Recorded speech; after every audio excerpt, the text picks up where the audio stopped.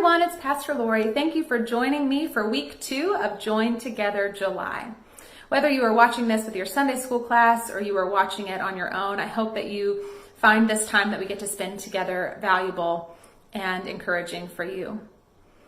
I know last week Brittany talked about the book of Ruth and the story of Ruth, and I thought that today I would follow in a similar pattern with the theme of girl power and tell you about the book of Esther.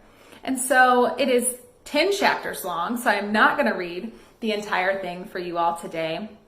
But what I will do is I want to summarize the main events of the story and then share with you why it is important to me and why I think it has an important message for our world today. I will warn you that the book of Esther is probably R-rated, so it may not be suitable to share this video or this story with your kids. And isn't that crazy? That there are stories in the Bible that are probably not suitable for us to share with our children. But there's a lot of crazy stuff that happens in this book. I mean, it's basically a soap opera. So if you wouldn't show your kid a soap opera, I don't suggest letting them hear this story maybe right now. But all of that said, I hope that makes you really excited to hear what comes in the story of Esther. The story of Esther opens with this raucous banquet thrown by King Xerxes. And we know that his kingdom is large. It has 127 provinces, and it spans from India to Ethiopia. So he has this banquet that lasts over half of a year. And at the end of this banquet, when he is drunk with wine, he demands that his wife, Queen Vashti, come and show off her beauty to the folks gathered at the banquet. And many scholars believe that because of the way that this part of the story is written, is that he wanted her to come out naked in front of all of the banquet guests. And she refuses to do this. We are not told why she refuses. There are plenty of ideas as to why and plenty of stories about that, but we're not told why, but she refuses. And as you can probably imagine, this really angers the king. And so he and some of his closest companions start to worry about what this might mean for the other men and women in the community if they hear about this disrespect that Queen Vashti has shown to the king. And so a decree goes out to try to reinstate the order, if you will, and Queen Vashti is no longer the queen. Now, we don't know what happens to her. We don't know if she's put to death or if she is just sent back to the group of concubines. We don't know. But we know that she's no longer the queen. So now, once the king's anger is gone, he comes up with this idea with the help of his servants to bring beautiful young virgins so that he can choose a new queen. Now, this gives me Bachelor vibes. And if you've been living anywhere but under a rock for the past however many years, you know about The Bachelor, this TV show, this franchise. And so he invites all of these young, beautiful virgins to come, and they undergo a year of cosmetic and beauty treatments so that at the end, he can choose a new queen. I mean, it's basically like a beauty pageant. And so this is where we meet Esther and Mordecai. Now, Mordecai is Esther's cousin. And Esther's parents pass away, so Mordecai adopts Esther, and they are both Jewish. And so Esther wins the favor of the king and becomes the new queen, and Mordecai tells her to not reveal to the king that she is Jewish. Now, Mordecai obviously is very concerned with Esther's well-being, and so is often at the palace, is often around to hear and see how things are going with Esther, and he overhears 2 of the king's eunuchs talking about wanting to kill the king. And so he tells this to Esther, and Esther tells this to the king. In chapter 3, we meet Haman the Agagite, and he has risen through the ranks in the kingdom and is in a position of power. And I won't go into detail because there's not enough time, but the Agagites and the Jewish people have a long history of being enemies. And that is to put it as lightly and as easily and to gloss over so much history, which I'm sorry for doing, but this really sets him up to be the nemesis in this story. And so all of the king's servants bow down to Haman when he is given this, when he rises in power, except for Mordecai. And then Mordecai reveals to the king's servants that he is Jewish.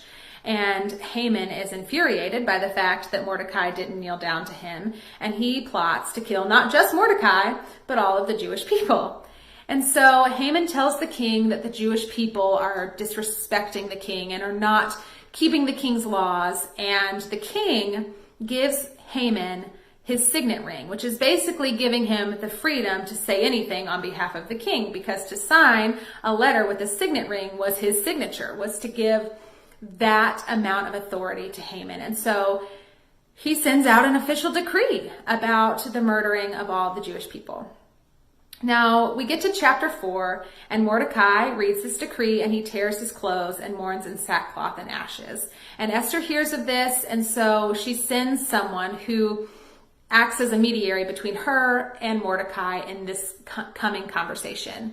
And so the king's eunuch goes to Mordecai and gives him this outfit, this change of clothes, as if to say that that's going to fix things, and gives him the change of clothes. And Mordecai gives him a copy of the decree and says, take this to Esther so that she can make a supplication on his behalf.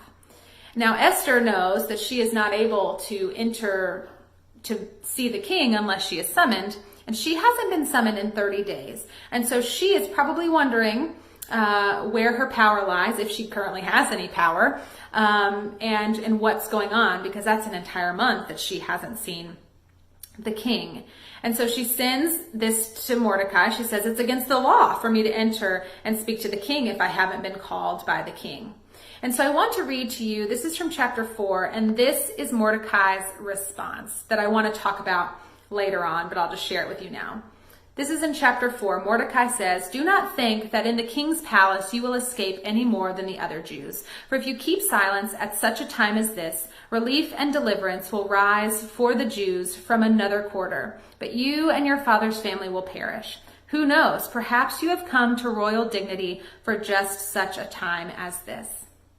And Esther tells Mordecai in response to this to gather all the Jewish people together for a fast on her behalf, and after fasting for 3 days, she approaches the king.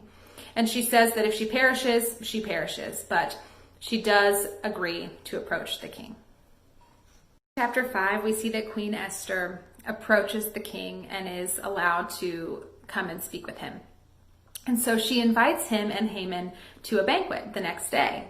And when they go to this banquet, she invites them to another banquet the following day. And so Haman is just really excited to be at these exclusive banquets. But when he leaves the first one, he is still so upset that Mordecai does not pay him any respect. And so his wife tells him that he should just have Mordecai killed. And that way he won't have to worry about him, and he can go to the banquet the next day in good spirits. So that is what Haman plans to do. But that same night, between the two banquets, the king cannot sleep. And so he has the records. He has someone come and read the records, the accounts of his kingdom. And he remembers, just super bedtime reading, I'm sure. He remembers Mordecai's faithfulness and how Mordecai shared with him the plot about killing the king. And so he asks his servants if Mordecai has received any distinction or honor for this act, and finds out that Mordecai hasn't. So Haman comes in expecting to receive approval for the killing of Mordecai. But when Haman comes in, and that's what he expects. But then the king says what should be done for the person whom the king wishes to honor. Haman assumes that this is him, but it's not, it's Mordecai. And so Haman comes up with this plan about a crown and a robe and a horse, and maybe thinking that he's going to be able to be paraded through town on a horse. But he is so angry when he finds out that the king is talking about Mordecai. And so Haman returns home a bit more than defeated and upset about this. And his wife gives him the grim news that if Mordecai is indeed one of the Jewish people, that it is going to be impossible to prevail against him. Now at the second banquet, the king again asks Esther what it is that she wants, and she reveals Haman's plan to kill all of the Jewish people. And the king is outraged by this, and he has Haman killed in the same manner that Haman had planned to have Mordecai killed. And after this, the king gives to Esther the house of Haman and gives to Mordecai his signet ring so that he can send out another decree. Because the king can't retract the decree that has already been sent out, but Mordecai can send another one on behalf of the king. And so Mordecai sends a decree saying that the Jewish people are able to assemble and to fight back when they are attacked. And so the day comes when the original decree is to be carried out and the attack on the Jews is to happen. And it ended up becoming the day that the Jewish people were able to gain power over their foes and defeat their enemies. And so there's a huge celebration in the Jewish tradition called Purim, which is a celebration of this salvation of the Jewish people because of Esther and Mordecai and this story. And I don't have time to go into all the details about Purim and what it means, but it is still a big celebration for the Jewish people today as they remember this incredible story.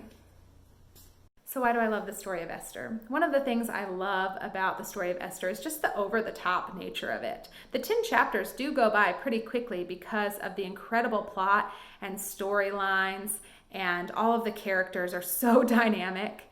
And I just think it's an incredibly well-written story.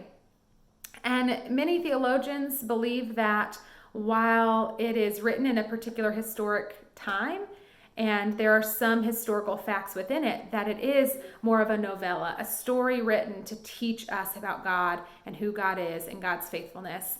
And I want to remind us, I know that we all probably have different opinions about the nature of each of the books of the Bible. I just want to say, and we've said this before, that just because a story may not have happened 100% as it is written, it does not make it any less true for us. The truth is what it teaches us about God and what it teaches us about ourselves and our world. So I just want to take a moment to share that as well.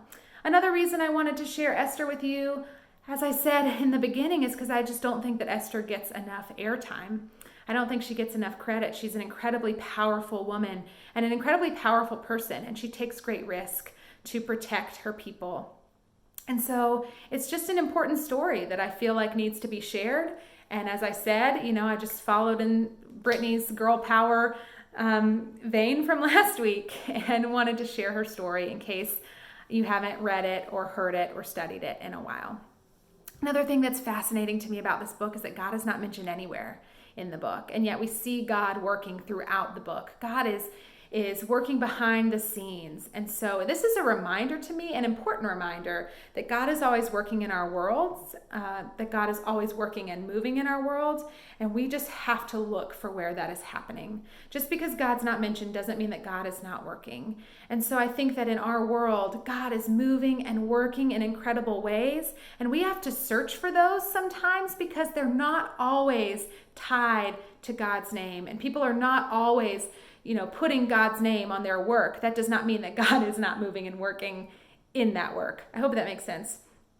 But it just is a reminder to me that when things just seem super chaotic and crazy, that God is still working and moving, and we can look for the ways in which God is doing that, and we can join in God's work. Another thing that I love about this story is the dialogue between Mordecai and Esther, and you'll read some of that specifically when you go into your discussion times once you get done listening to me ramble. But one of the things that is amazing to me about this is that while Esther is probably the most powerful woman in the kingdom, even though she hasn't seen the king in 30 days, she is still very much dependent on the king and his invitation for her to approach him. So she takes an incredible risk in going and asking for him to save her people. She takes a huge risk in doing that. And while she is hesitant to do it, she trusts God enough and she goes. And so it pays off and her people are saved. Another thing about this particular passage is that Mordecai in this dialogue acknowledges that Esther can stay silent, and if she does, then God will raise up another deliverer. And so imagine this, Mordecai has been mourning in sackcloth and ashes because a decree has gone out for his death and for the death of all the Jewish people. And yet Mordecai, in his response to Esther, says that if it's not you, God's going to find a deliverer. God is going to use someone to deliver the Jewish people. And I may perish and you may perish, Esther, but God is not done with God's people. How amazing is that? What an incredible faith Mordecai has to say that, Esther, if you don't go, God's going to send someone. There is still hope. We still have faith and trust in God, even if it doesn't end well for us. And that is just mind-blowing to me. And so that is something that I'm still thinking about after studying and reading this story at this point in my life. And then we have the part of scripture that most people know from Esther, where Mordecai says, so who knows, maybe God has allowed you to come to this point in your life for such a time as this. And this just reminds me that maybe if we find ourselves in a difficult place, and I'm not saying that God causes suffering, that's not where I'm going. I hope you know that that's not really my theology, but wherever we find ourselves in life, and if we find ourselves in a difficult place, maybe there is something that God is calling us to do. Or if we find ourselves in a position of power, maybe there is something specifically that God wants and needs for us to do. And so this is just a reminder to me, especially in these crazy times, what is God calling me to do now? In my position in my family, in my position in my community, in my position as a citizen of this country and of this world, what is God calling me to do? And so that is something that is that I'm still thinking about and is resonating within me and is causing me to look deeper and to trust God even more fully. And the thing I want to leave you with in all of this is that God does not give up on God's people. And so there's a lot of crazy stuff happening in our world. And sometimes it seems like we're beyond redemption because we've just gotten to this point of seemingly no return. God is not done with the world. God is still working and moving. God still wants to use us to bring about God's plan. God will use us even though we're not perfect. God is still calling us to participate in God's work. So I want us to remember to look for where God is moving and where God is working and look at our own situation and where we find ourselves and what is God calling us to do and where does God need for us to help. These are all the things, and there are plenty more, but this video is already pretty long. There are many other things that this book, other reasons why I appreciate and love this book, but I hope that these thoughts have been encouraging for you and uplifting for you and have helped you get to know Esther better, but also learn more about what God is doing and how God would want us to participate in God's work in the world. I love you all. I miss you, and I really hope to see you all in person very soon. Take care.